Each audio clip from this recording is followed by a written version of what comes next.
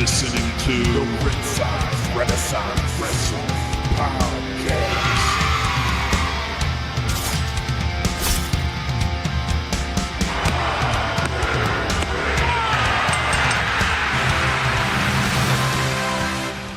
This is the Ringside Renaissance Wrestling Podcast, and we're back for episode 7.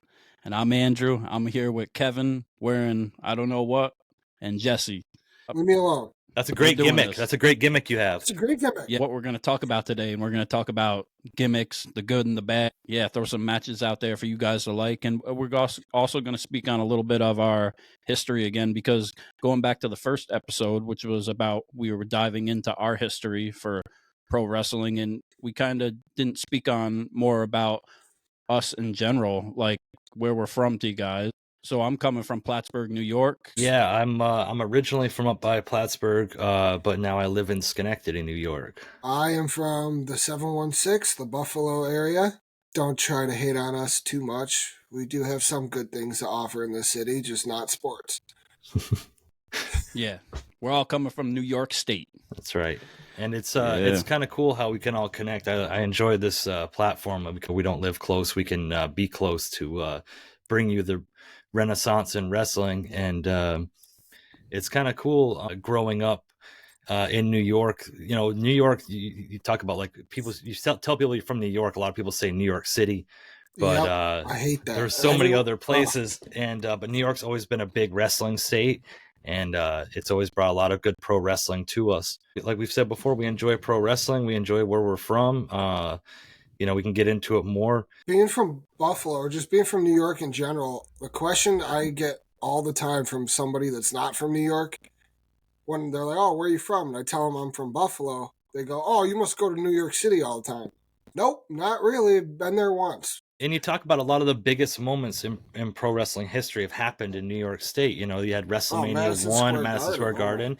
We were talking about before the show in Albany, New York. It was the Pepsi Arena. It's now the MVP Arena. That's where Stone Cold did the infamous beer truck angle with against the corporation.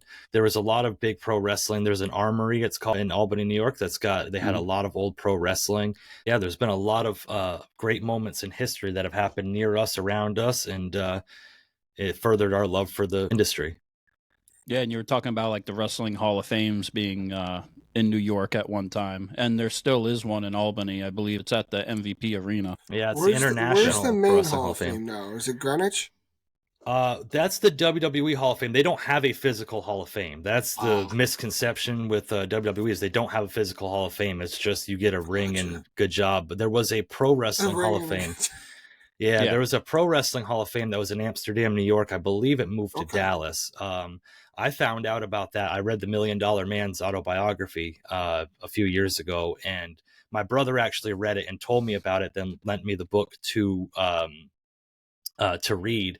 And we discovered the Pro Wrestling Hall of Fame in Amsterdam, New York, and that's where we attended there a few times just to go actually visit and see it. And we've also went to either 2 or 3 induction ceremonies there where we got to meet like just a who's who of pro wrestlers, and they've since moved to Dallas. That's which cool. Is a real bummer, but the Pro Wrestling Hall of Fame, it's down in Texas, and if you hear this and you're close by and you want to go visit, it's very, very interesting. It dives very deep into pro wrestling as a whole and gives you a much bigger appreciation for it.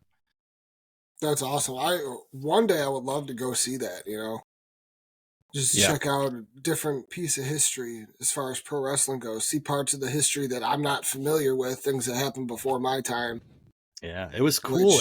You go in an induction weekend, and it's like Amsterdam's a small town, right? And you walk around, and like the Hall of Fame was like on one road, and then a couple blocks over was the conventions, like the hotel that had the convention center where they had all the events. You literally just walk down the road and like run into like Brutus the Barber Beefcake.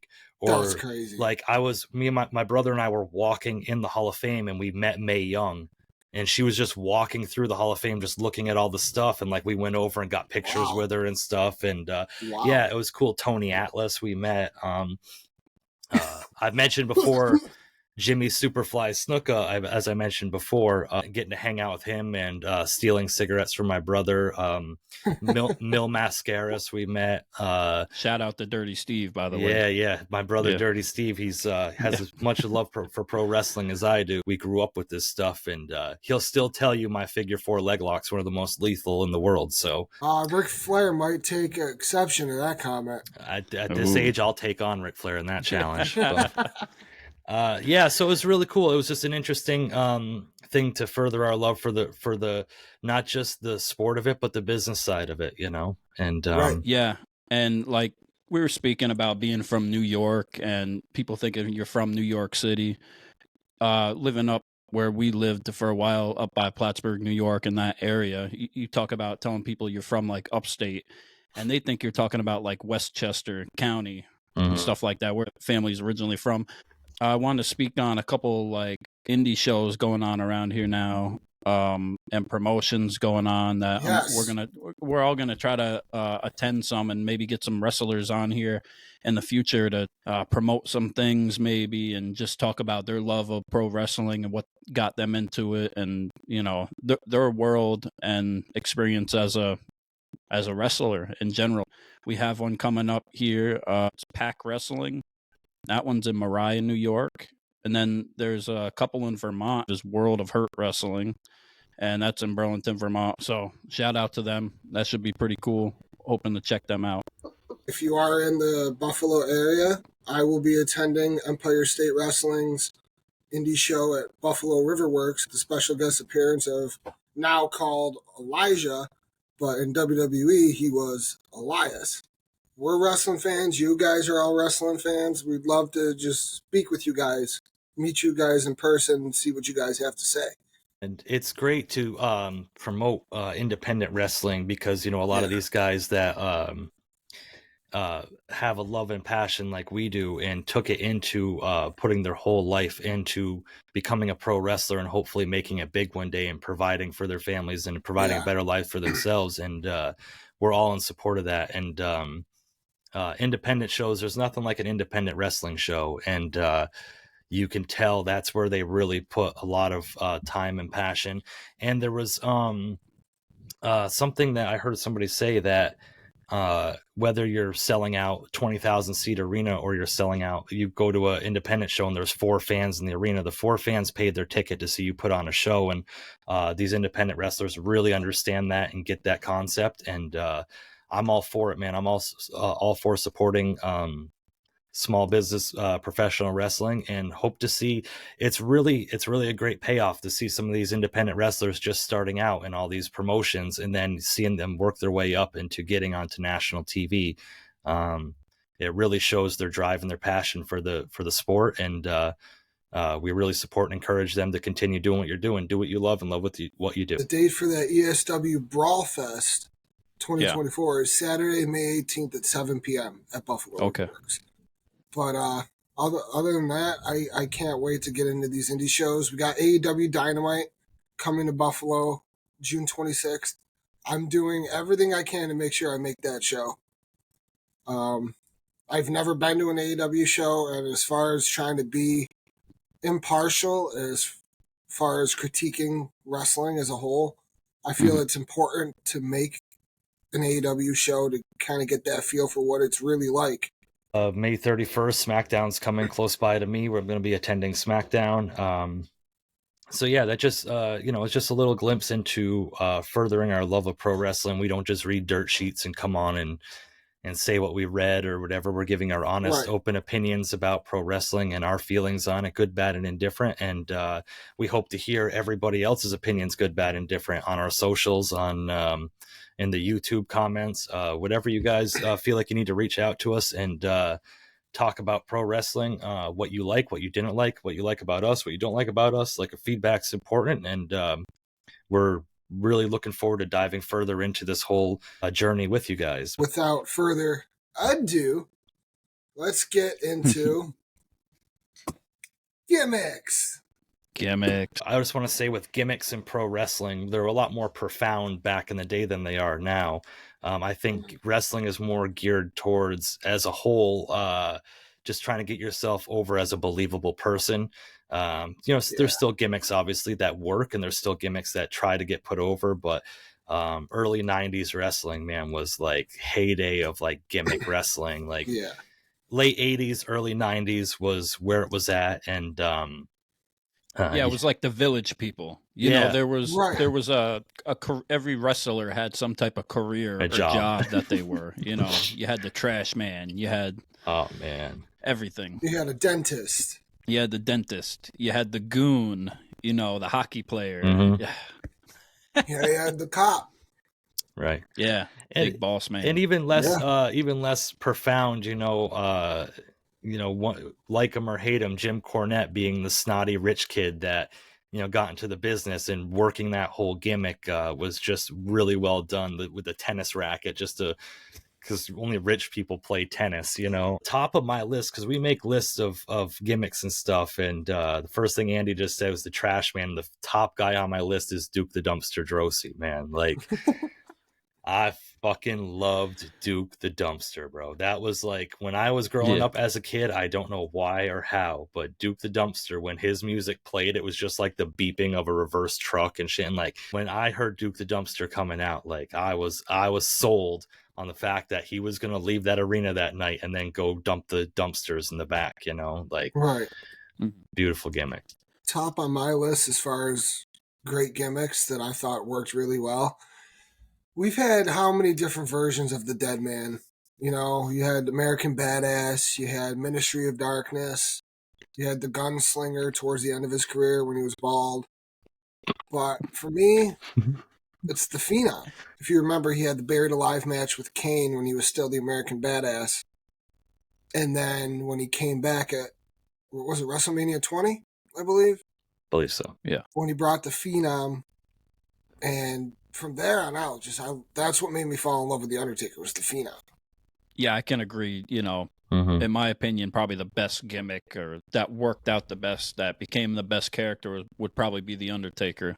And like you said, you had so many different versions of him. Some of the earlier versions were my favorite because he kind of even scared the crowd. And, you look at the kids in the crowd when he came out the first few times, and they're just like shook and scared like a horror movie. And he turned it on into so many different things. We even got The Undertaker versus The Undertaker at one point. The whole lead up to The Undertaker versus The Undertaker at SummerSlam, and they had all like the little vignettes they had for it with Leslie Nielsen searching for The Undertaker. Like, it was just fucking golden. And it ended up being Brian Lee, I believe, that was the fake Undertaker when it was Undertaker versus Undertaker, and it was such a terrible match, but we were so hyped for The Undertaker versus The Undertaker, because like, what were we gonna see? How were they gonna pull it off? And we got the tombstone reversed into the tombstone, of course, which was cool to see at the time. And that's a character that really paid off dividends when you speak on it, because you had Paul Bearer and you had the urn. We got these casket matches out of it, and we got all these other matches and types of things, supernatural things that kind of came off from that. So it was just great. Yeah. Agreed. Yeah. Andy, who you got on your list of gimmicks? Oh man.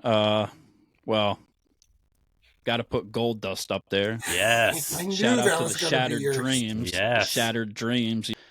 So when good. He showed up, he was just so weird and different. I don't even know how to speak on it in today's terms. You really can't. Other but than give the props where it's due for a gimmick that I don't think was designed to be as long term as it was.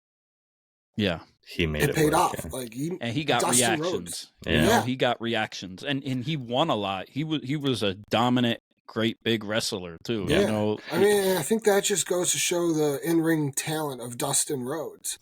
Yeah, that's why he was able to stick around as that too. And the cool thing about that too is I didn't know personally. I was young when he came out with the Goldust character. I didn't know he was Dusty Rhodes' son.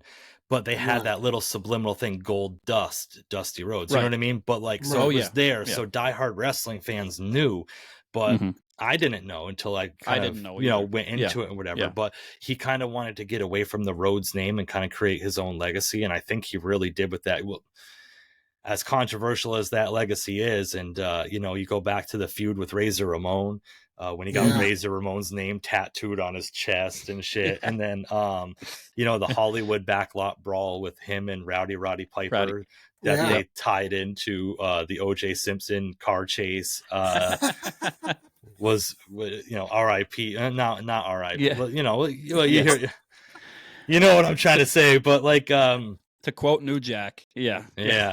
So, it is what it is, but Goldust was very, I think, ahead of his. I don't know if he was ahead of his time. I don't think it would have worked in these times, but and he had Marlena, and that also tied into bringing China into the fold as being the bodyguard and that triangle or whatever it was, that blurred the lines that we didn't know if it was really a fan coming into the crowd or coming out of the crowd. Came out as Hunter Hearst Helmsley's when he had a feud with Goldust and bodyguard. Ended up being his bodyguard. Yep.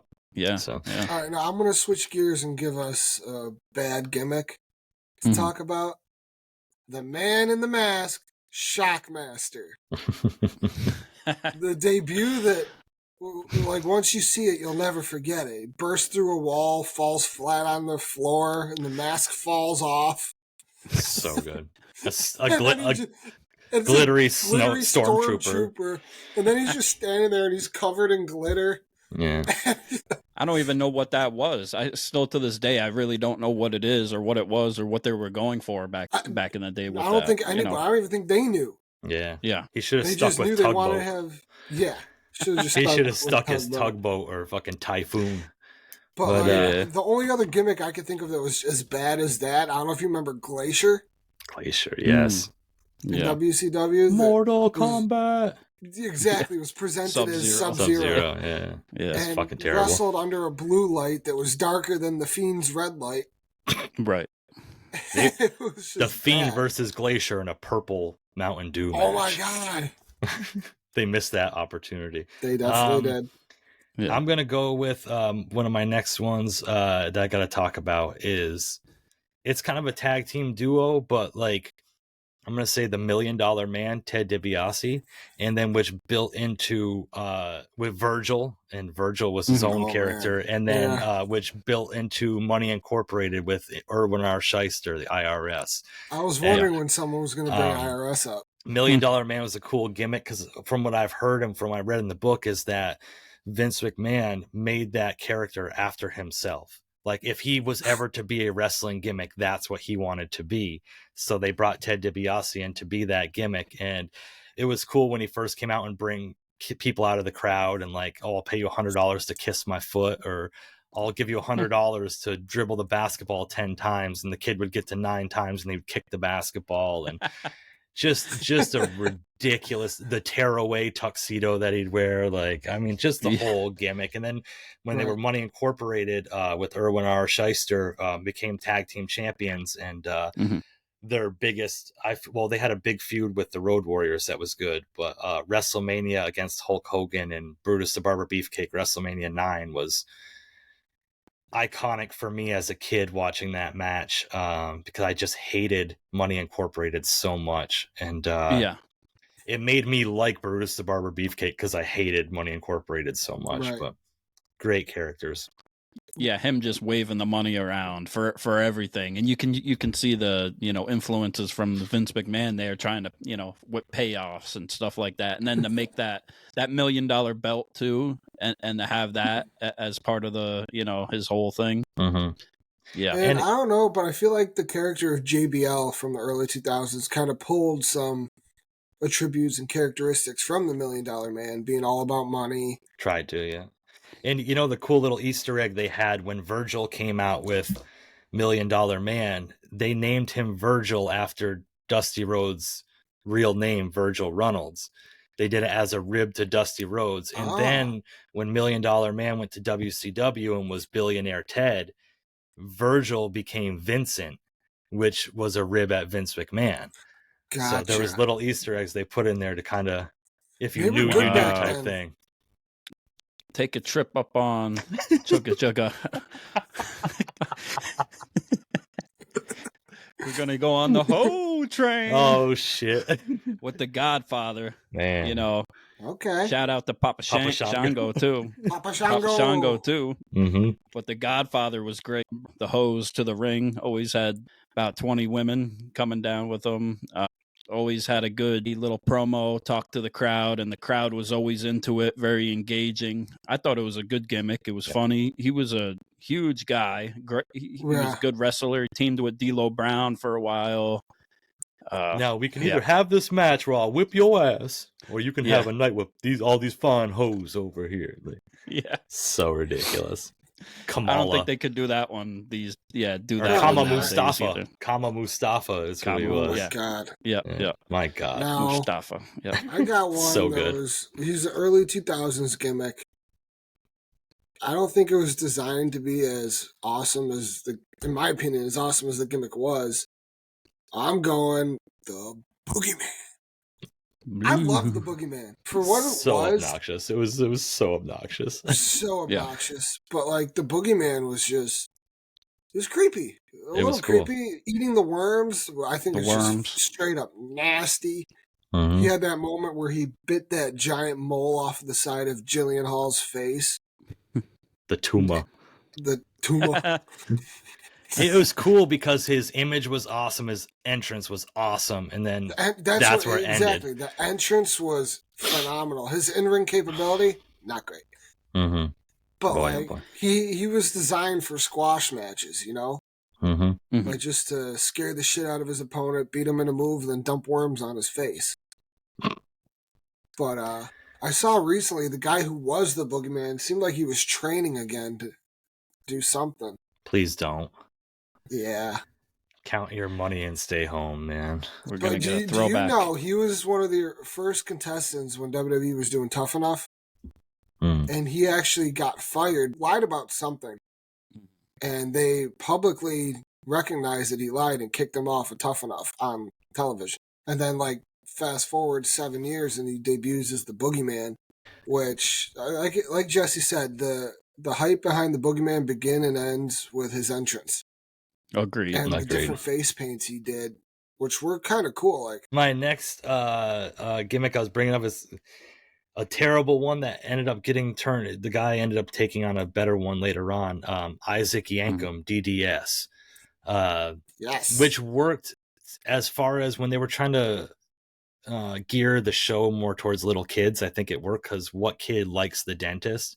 So like to have like a twisted dentist and whatever, it was like on paper, it sounds very good. It sounds like a very like it would get over, but it really didn't. But shout out to him. He had a great match with Bret Hart, a cage match, Isaac Yankem against Bret Hart in a cage match. That was really well done. But coming back later as the Undertaker's brother, Kane, was great because he was in the mask, so people wouldn't be like, oh, isn't he a dentist? You know, they could buy into the character with the mask and stuff. And I can say, as far as gimmicks go, Kane, when I was a kid, scared the absolute shit out of me. Yeah. And when he first debuted, I'm talking literally scared the shit out of me to where I would not be able to sleep at night. Until they kind of got him in with X-Pac and he kind of like stopped being, when he was just like the monster Kane and shit, like legitimately would lose sleep at night thinking that Kane and Paul Bearer were going to come into my fucking room at night and set me on fire and shit. Like when I was a like kid, Michael Myers. Like when Michael I was a Myers, kid, stoic, he walked slow. Boy, when I was a kid, man. Yeah. It was just scary, bro. And like you talk about like the Royal Rumble 98 when Shawn Michaels faced Undertaker in the casket match, and Kane came out and put Undertaker in the casket and then like started hitting it with the axe and then set the casket on fire and shit. Like legitimately as a child losing sleep because I was so concerned for Undertaker's well-being and like, oh my God, this guy's setting people on fire on TV. Like, what a great payoff. Like, it was so good. I mean, you know what, maybe like older adults when he came out were kind of like, okay, whatever, but I believed. Like when he came out, I believed like that was a real thing. I don't care who you are, the character, the monster Kane was epic, and leading into him being Isaac Yankem, they kept that mask on him long enough before taking it off of him for you to realize, oh shit, that's the same person.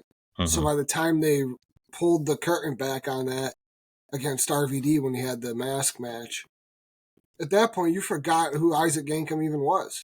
And Isaac Yankem, I had went to a house show when I was younger, and Isaac Yankem was actually there. I believe he faced Henry Goodwin. And Isaac Yankem got a big reaction from the crowd. He was like yelling at the parents. They were yelling back and forth. I'm pretty sure there was like taunts of like, "We'll meet you out in the parking lot." And beautiful. Yeah, people hated him. Yeah, he played the part very well, you know. And Kane, of course, was even better and scary as shit. How did you guys feel about when Kane brought back the mask in the like 2010s?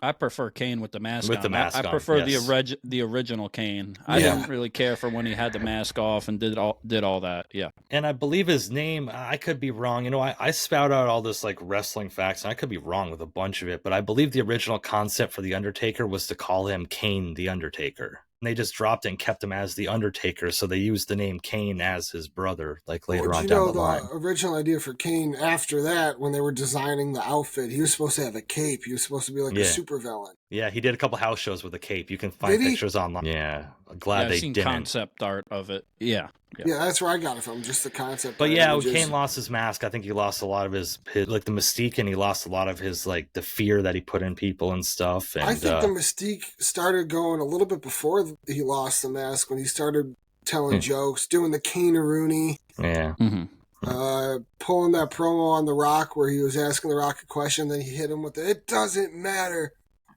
Yeah. And a lot of different gimmicks. You know, we've had a lot of like superhero gimmicks. But stand back. There's a hurricane coming through. The best superhero gimmick. That's got to be the best one. Hurricane Jesse, we spoke about it. Yeah, had the hurricane shirt in school, and nobody knew who it was, but it was the Hurricane. I love and the Hurricane beat Rock. He beat the Rock on a episode of Monday Night Raw, I believe. Rolled him up and put him over, and then he had his alter ego when he was kind of playing like the little journalist guy backstage, and I think he may have won the hardcore title at one point too. Probably, yeah. It was good. I'd like to speak on a forgotten gimmick that a lot of people don't bring up nowadays, and that's Raven. The dude epitomized the hardcore championship. Yeah. ECW was golden in ECW because he was fucking Johnny Polo in the WWF. He was the manager for the Quebecers or some shit. And then he left WWF and went to ECW and made the Raven to fight with Tommy Dreamer. And like you said, when he brought it to WWE, and it was just, that was so good. He really made his rounds on like the independent circuits too, hardcore matches and other matches and big matches with CM Punk on the independents and yeah. And there was one Raven match. I can't remember what show it was at. It was a triple threat match for the hardcore championship with Kane, and I don't know who that WrestleMania 17. What is that? What it was? Yep. And I think Kane ended up winning that. Yep. Yeah, fucking amazing hardcore match, if you ask me. So good. Yeah. WrestleMania 2000 also. He was part of in a hardcore match. He was in a lot of the great hardcore title matches. He would always bring the shopping cart full of everything.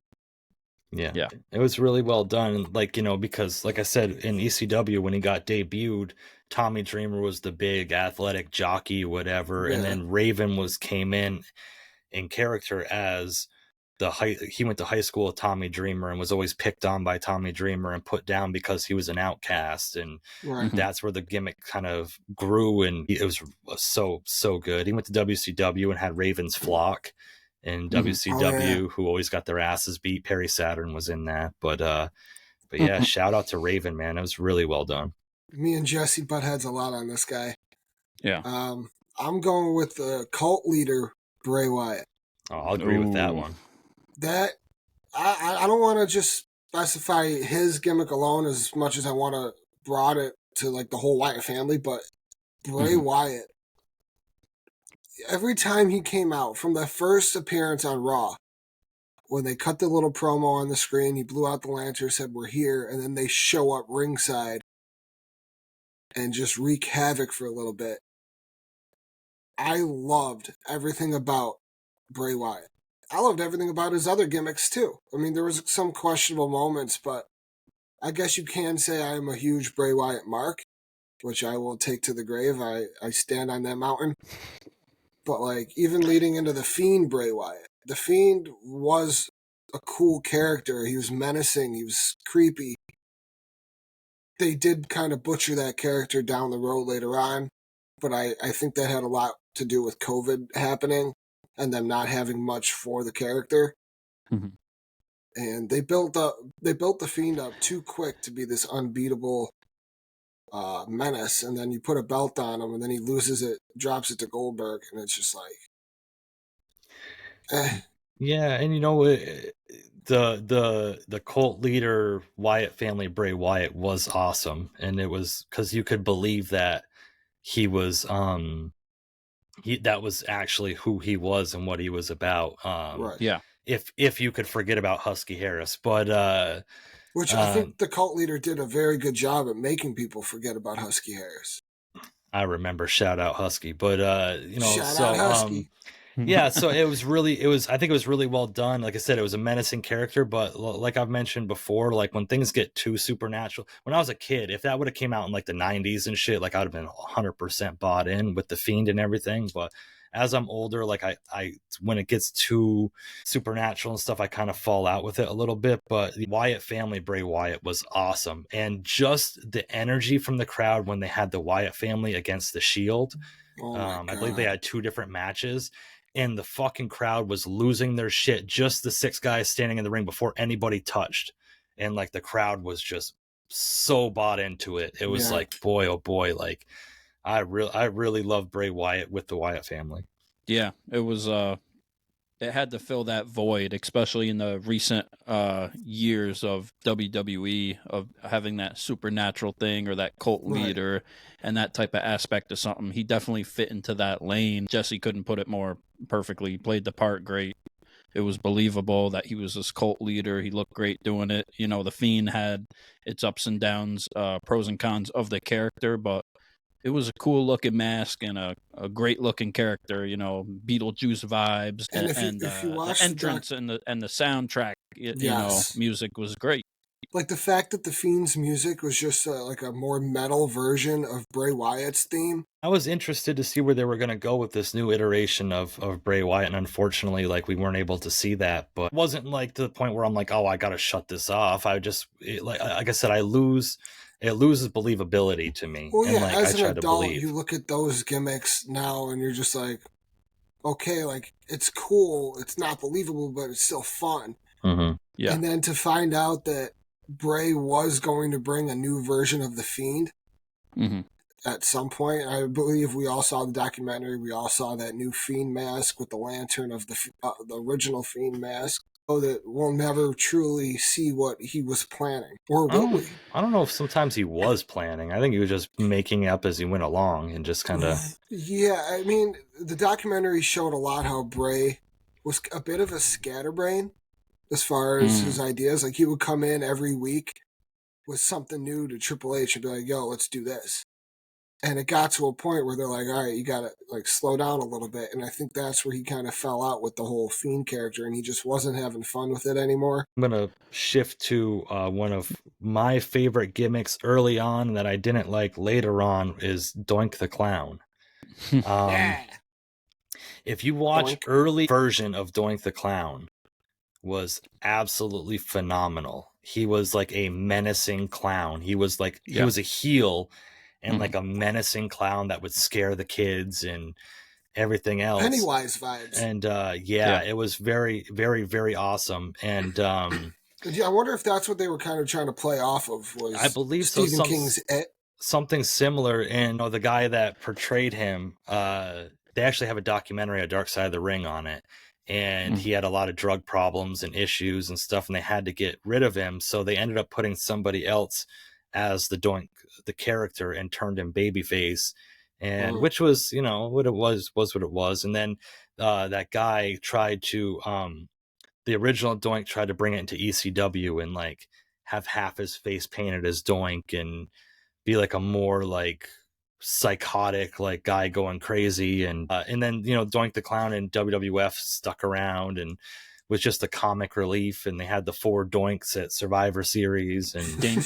Doink and Dink, yeah, and then they had like Wink and Tink at one time. They had like yeah, it was really interesting. But the original Doink the Clown was very iconic. Interesting, very cool. Yeah, like him. It's one of those. It's almost like a Goldust gimmick where it wasn't designed for longevity, but ended up working. It worked, man. It was like at WrestleMania 9, he faced Kona Crush, man, and like they had a second Doink come out from under the ring and like attack Crush, and like they were like, "Oh my God, who's the real Doink?" And they did like this mirror thing where they both put their hands up and like did this whole spot. It was so cool. But yeah, as a kid, man, I really, really enjoyed Doink the Clown. Yeah, another great one. Well, I guess you could mash them all together for Mick Foley, but Mankind, Dude Love, Cactus Jack. I don't think there was a greatest bad gimmick out of him. Yeah, he was just great at pulling them all out together. And they were all like original. They were all their own thing too. And I loved how he would pull them out when the time fit for that character. Like he'd be just Mick Foley on a regular Monday night, and then like, because it was my era, no rules match with Edge at WrestleMania, Cactus Jack. Yeah. And he was full Cactus Jack in that match, and I loved it, which Cactus Jack was really just an extension of Mick, if we're being honest, whereas Mankind was the darker, kind of mysterious and sad figure. But I think everybody, when you think of Mankind, you think of that Hell in a Cell with Undertaker. Yeah, for sure. I know I do. I think about that spot all the time. I think about the Boiler Room Brawl. Oh my God, so good. You know what was cool was like he had Mankind in WWF, then he had Dude Love. But when he introduced Cactus Jack to the WWF crowd, because he was already Cactus Jack in ECW and WCW, when they had that little vignette thing up on the screen of the 3 faces of Foley all sitting down talking to each other. That was great. It's so cool. And like they had Dude Love and Mankind talking, and like, oh, we're not ready to face Triple H, but we have a friend that will. And then Cactus Jack like walked across the screen, and then you see a trash can get thrown out from the entrance ramp, and yeah, it was so cool. I remember that. Shit. Yeah. Wow. Yeah. Cactus Jack was really cool. My favorite. And I think they all wrestled in a pay-per-view. They all had a match. The Royal Rumble. Same night. They were all in the Royal Rumble 98. Okay. Yep. Yeah. It was funny because Chainsaw Charlie eliminated Cactus Jack, and then Mick Foley came back out as Mankind and eliminated Chainsaw Charlie. Yep. So like he got eliminated by him, then came back and then eliminated him. It was kind of funny what they did, Yeah. Pretty and there's incredible. been so many like crazy, off the wall, over the top gimmicks, good and bad, in wrestling in general. I think a bad gimmick, and I'm going to shift gears into the modern era now and talk about the switch from LA Knight to Max Dupree back to LA Knight. Because the whole male model thing I don't know what they were going for there. But they almost buried that man as far as having a career goes with that gimmick. Mm-hmm. And I'm glad he was able to get out of that and go back to being LA Knight, because clearly LA Knight is one of the most over superstars today. Yeah, definitely. But yeah, so that's some of our gimmicks, our favorite gimmicks that we like growing up. We got plenty others. I got a whole list in front of me, but we could talk about. We could talk all day. Hours. So we'd like to know in the comments what are some people's favorite gimmicks, good, bad, and different. Some of your worst gimmicks. What ones do you think are aren't that great, or were kind of ridiculous at the time, or even to this day? So we'd like to know in the comments and stuff what everybody thinks. But we're gonna switch over to our matches the week suggestion. If everybody's got a match that they would like to talk about for our match, and we'll wrap up this episode. I'm gonna go with the match I was present for back in 2005's Great American Bash in Buffalo, New York. We're talking Rey Mysterio versus Eddie Guerrero. Eddie should have won that and taken full responsibility for that dipshit Dominic. I hate Dominic. But shit, going back to the ladder match, what an iconic match for those two guys. Like, best friends in real life. You put them in a ring together, and they just put on a show. I think they brought a lot of what they wrestled for years against each other, and they brought a lot of like different angles and spots from years prior into that match, and just made it as great as it was. A lot of people don't realize Rey Mysterio's first match as Rey Mysterio Jr. was against Eddie Guerrero. Correct. WCW. Yeah. Great chemistry. So I'm gonna have to do it. I'm gonna go to No Way Out 2001. Tick tock, tick tock, tick tock, tick tock my ass. Kurt Angle versus The Rock for the WWF Championship. That pay-per-view is viewed as one of the greatest pay-per-views of all time. One of the best years of all time. Oh, yeah. It was the pay-per-view leading up to WrestleMania 17, which The Rock ended up beating Kurt Angle in that match to go on to face Stone Cold Steve Austin. But Kurt Angle had a hell of a run leading up to that match. And you know, the clock was ticking down, as The Rock said. The Rock was truly the people's champ at that time. Huge baby face. The crowd was behind him. You had the Big Show coming out during the match and choke slamming the ref, choke slamming Kurt Angle, and then choke slamming The Rock. You had some great false finishes. Clearly, the fans wanted The Rock versus Stone Cold again at WrestleMania, and ultimately what ended up happening. Just a great pay-per-view in general. There's so many matches we could go over from that one, but it was a good ending. Yeah, my match of the week, Royal Rumble 94, for the WWF Championship, a casket match between Yokozuna and The Undertaker. Special made casket for that one. They had to make it double wide, double deep for Yokozuna. And you know, great gimmick. It was so cool. And Great like gimmick.